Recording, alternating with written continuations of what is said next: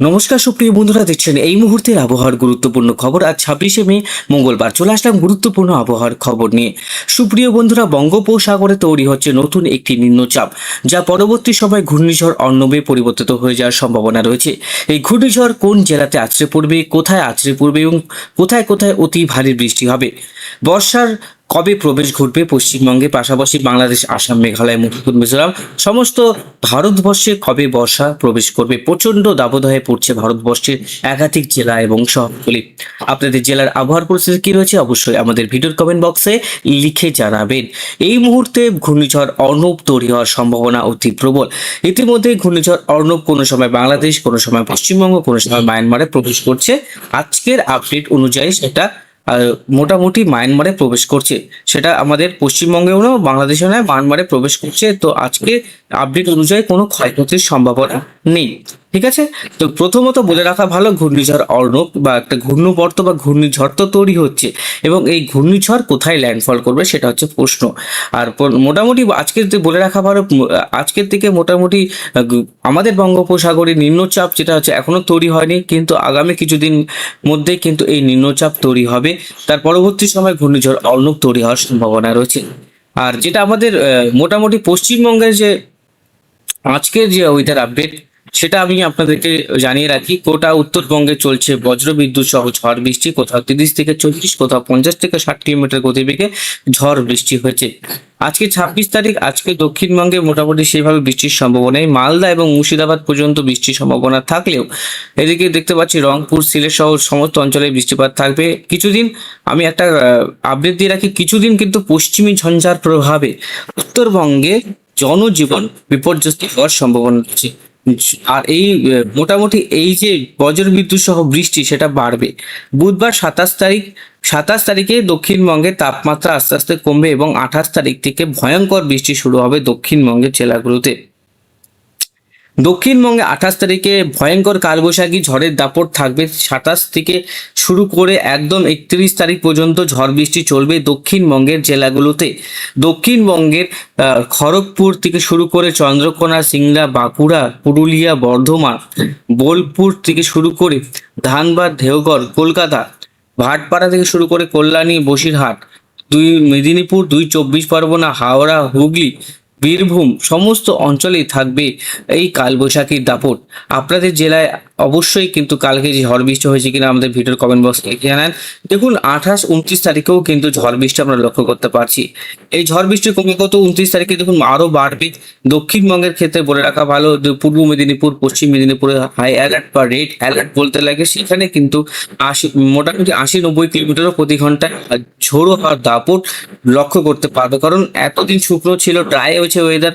তো পশ্চিমী ঝঞ্ঝা নামবে, এর প্রভাবে কিন্তু আস্তে আস্তে প্রচুর ঝড় বৃষ্টি শুরু হবে। তো আজকের থেকে কিন্তু পরিবর্তন হওয়া শুরু করবে দক্ষিণবঙ্গে এবং উত্তরবঙ্গের আবহাওয়ার। আস্তে আস্তে যে পরিবর্তন আমরা লক্ষ্য করতে পারছি, ঘূর্ণিঝড়ের প্রভাবে প্রথমত 1-2 দিন কিন্তু গোটা দক্ষিণবঙ্গ কেন উত্তরবঙ্গেতে কোনো ঝড় বৃষ্টি হবে না, সব নিচের দিকে টেনে নেবে এই ঘূর্ণিঝড়। তারপরে 4-5 তারিখ থেকে ঘূর্ণিঝড় যত এগোবে আস্তে আস্তে তত বৃষ্টিপাতের পরিমাণ বাড়তে শুরু করবে আমাদের পশ্চিমবঙ্গে এবং বাংলাদেশে। আস্তে আস্তে দেখতে পাচ্ছি মোটামুটি ভালোই কিন্তু বৃষ্টি প্রবেশ করবে পশ্চিমবঙ্গ, বাংলাদেশ, আসাম, কক্সবাজার, তারপরে এই ঢাকার কাছাকাছি আস্তে আস্তে কিন্তু মৌসুমী অক্ষরেখার সৃষ্টি হবে। এর প্রভাবে ব্যাপক ঝড় বৃষ্টি হওয়ার সম্ভাবনা রয়েছে। মৌসুমী বায়ু এই প্রবেশ করা শুরু করে দেবে, আর 9-10 তারিখের মধ্যে কিন্তু তার শক্তি আরো বৃদ্ধি করবে। এখন দেখার বিষয় হচ্ছে এই যে ঘূর্ণিঝড় কতটা শক্তিশালী হচ্ছে। এখনো পর্যন্ত ঘূর্ণিঝড় কিন্তু তৈরি হয়নি, আর ঘূর্ণিঝড় হওয়ার সম্ভাবনা অতি প্রবল আছে। আর একটি পশ্চিমী ঝঞ্ঝা আসছে, এর প্রভাবে উত্তরপ্রদেশ, প্রয়াগরাজ এই যে অঞ্চলগুলোতে আছে সেখানে কিন্তু একটু মনে করুন একটু আরামের ওয়েদার পাবে, কিন্তু সেখানকার মানুষ ঘরে শোয়ার মতো নয়। সেখানে রেড অ্যালার্ট কন্টিনিউ ভাবে 30 থেকে শুরু করে আগের মাসের যে মোটামুটি থেকে শুরু করে এই মাস পর্যন্ত আমরা রেড অ্যালার্ট কন্টিনিউ ভাবে দেখতে পাচ্ছি বন্ধুরা। আশা করি আপনাদেরকে আমি বোঝাতে পারছি যে কন্টিনিউ কিন্তু বৃষ্টিপাত আসবে, আর এই বৃষ্টিপাতের কারণে প্রচুর কিন্তু ক্ষয়ক্ষতি হবে। ইউপি, বিহার এই সমস্ত অঞ্চলে কিন্তু ব্যাপক আমরা ঝড় বৃষ্টি লক্ষ্য করতে পারছি। এদিকে কমলা সতর্কবার্তা করা আছে, দেখি কতদূর পর্যন্ত কমলা সতর্কবার্তা 7টা থেকে 10টা পর্যন্ত, সেখানে একটু কমলা সতর্কবার্তা কিষানগঞ্জ আর বিহারের জন্য। উত্তর দিনাজপুরের ক্ষেত্রে একটু হালকা বজ্রবিদ্যুৎ সহ বৃষ্টিপাত। আবার মালদা এবং বহরমপুরে হলুদ সতর্কবার্তা রয়েছে, সেখানে আমরা দেখতে পাচ্ছি বজ্রবিদ্যুৎ সহ ঝড় বৃষ্টি। এদিকে হচ্ছে আমরা মেরুর থান্ডারস্টর্ম সার্ফেস উইন্ড দেখতে পাচ্ছি দুমকা, গোড়া, পাকুড়, শিবগঞ্জ ডিস্ট্রিক্ট, ঝাড়খণ্ড এই সমস্ত অঞ্চলে আমরা কালবৈশাখী দেখতে পাচ্ছি। এই সমস্ত অঞ্চলে কালবৈশাখী, এই অঞ্চলগুলোতে কালবৈশাখী। আজকে এই তাপ যে প্রভাব সেটা কিন্তু আস্তে আস্তে আর কমবে, আস্তে আস্তে কিন্তু আবহাওয়া ঠিক হবে। আর চরম পূর্বাভাসে বলতে গেলে মোটামুটি দেখুন গরমটা কিন্তু অনেকটাই কমবে, উত্তরবঙ্গ দক্ষিণবঙ্গ সমস্ত অঞ্চলে গরম কমে আসবে।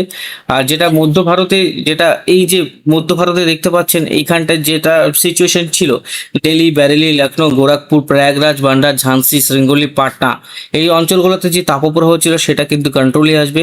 আর সেখানকার মানুষ প্রচুর বৃষ্টি পাবে। দেখুন দিল্লিতে শুক্রবার শনিবার ভালো বৃষ্টি, রবিবারও ভারী বৃষ্টি, 1 তারিখেও কিন্তু ভারী বৃষ্টি। এই কয়টা দিন কিন্তু, এই 3-4 দিন আমাদের এই যে অঞ্চলটা সীতাপুর, দিল্লি, কোটা, প্রয়াগরাজ এই সমস্ত অঞ্চলে কিন্তু বৃষ্টিপাত কন্টিনিউ করবে। 28 তারিখ, 27 তারিখ আর 29 তারিখ এই 3 দিন কিন্তু অতি ভারী বৃষ্টি হবে। এই সব অঞ্চলে সাবধান এবং সতর্ক থাকবেন। আর ঝড়ের গতিবেগ 110 কিলোমিটার প্রতি ঘন্টা হয়ে যাওয়ার সম্ভাবনা রয়েছে। মেঘমেলাতে গেলে আমরা বুঝতে পারবো আজকে মোটামুটি সমস্ত অঞ্চলে যেরকম বৃষ্টিপাত থাকছে। বুধবার, বৃহস্পতিবার ভালোই বৃষ্টিপাত রয়েছে, শুক্রবারও বৃষ্টিপাত রয়েছে দক্ষিণবঙ্গে। মোটামুটি দেখুন 28 তারিখ থেকে বৃষ্টিপাতটা একদম যে পশ্চিমী ঝঞ্ঝা যেটা উপরের দিকে আছে সেটা নিচের দিকে একবারে নেমে আসবে। আর নিচের দিকে যখন নেমে আসবে তখন প্রচুর পরিমাণে ঝড় বৃষ্টি চলবে আমাদের দক্ষিণবঙ্গের জেলাগুলোতে।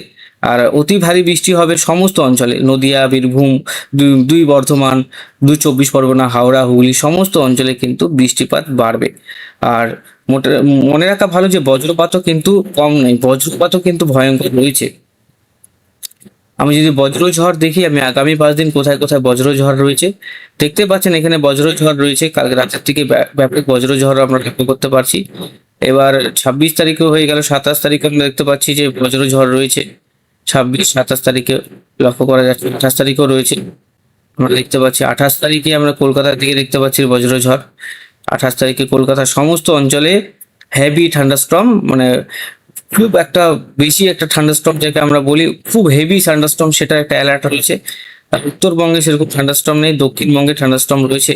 দেখতেই পাচ্ছেন থান্ডারস্টর্ম অ্যাক্টিভিটি 27, 28, 29, 30 অতি ভারী বৃষ্টির সঙ্গে প্রবল বজ্র বিদ্যুৎ থাকবে। বা মাঝে মধ্যেই কিন্তু সময় সময় বাজ পড়বে, মানে একটুখানি ইসেতেই কিন্তু আপনারা দেখবেন অনেকগুলো ঝলকানি দেখতে পাবেন। 1 মিনিটে প্রায় 10টা 15টা এরকম বাজ পড়ার সম্ভাবনা রয়েছে বিভিন্ন জায়গায়, শুধু বাজ পড়বে এরকম একটা সিচুয়েশন তৈরি হয়েছে আমরা লক্ষ্য করতে পারছি। তো আমরা সাবধান থাকবো, আমরা সতর্ক থাকবো, আমরা নিরাপদ স্থানে থাকার চেষ্টা করব।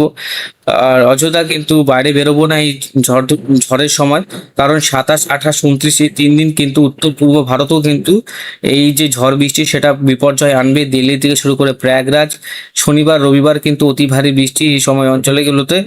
আর এখানে রেড অ্যালার্ট জারি হচ্ছে, আপনারা কিন্তু সাবধান থাকবেন, সতর্ক থাকবেন।